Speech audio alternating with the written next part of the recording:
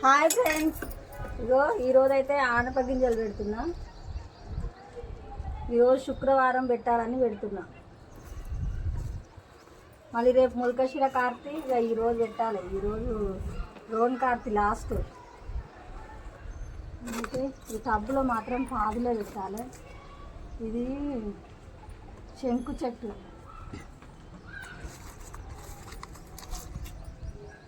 మట్టి మాత్రం మంచిగా పొడి పొడిగా ఉంటుంది మా గార్డెన్లో. మేము ఇచ్చే లిక్విడ్లకు అడ్డం తీయమ్మ.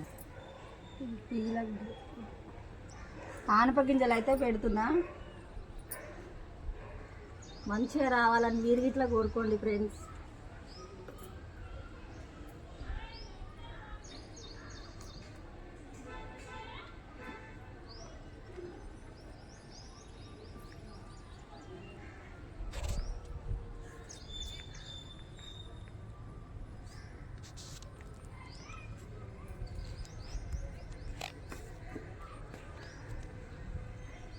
మాకు పొలాలు చెలకలు లేవు కాబట్టి అన్ని ఫీలింగ్స్ వీటిలోనే చూసుకుంటాం.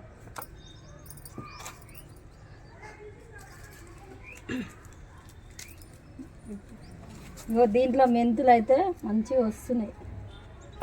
మెంతి కూర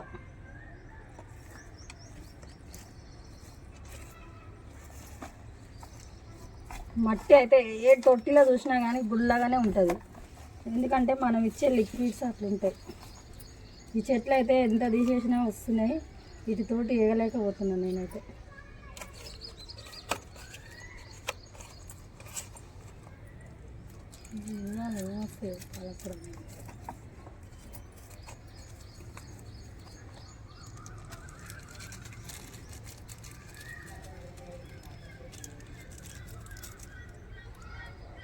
ఇది పాలకూర గింజలు తెచ్చి చాలా రోజులు అవుతుంది. చూడాలి మరి వస్తాయా రావా అని వేసి అయితే చూస్తున్నా.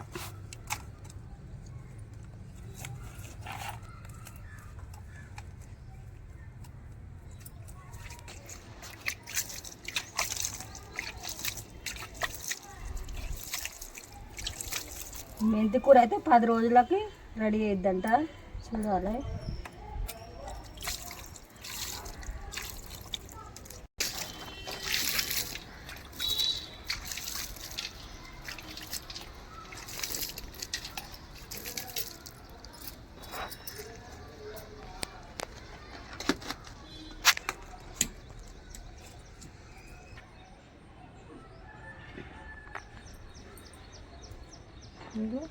దానిమ్మ చెట్టు అయితే చిన్న ఉంది, పూలు పూస్తూ ఉంది.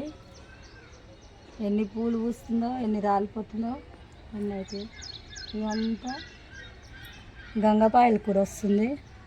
ఇవేంటి పుచ్చ గింజలు నట్టున్నాయి. పుచ్చకాయ గింజలు తినేసినాక అన్ని మొలకలు వచ్చినాయి. భూమి మీద పడ్డ ఏ గింజ అయినా సరే వేస్ట్ కాదు, వస్తూనే ఉంటాయి మొలకలు. ఇందులో దోస గింజలు వస్తున్నాయి. వర్షం పడ్డదిగా, ఇక ఏమున్నా మొలుస్తూనే ఉంటాయి. ఇదేంటి పుచ్చ గింజలు, మిరపకాయ గింజలు ప్రతి ఒక్కటి వస్తాయి. బాయ్ మరి, బాయ్. ఈరోజైతే ఆనప గింజలు పెట్టిన. మళ్ళీ నెక్స్ట్ వేరే తెచ్చి పెడతా. బాయ్ మరి.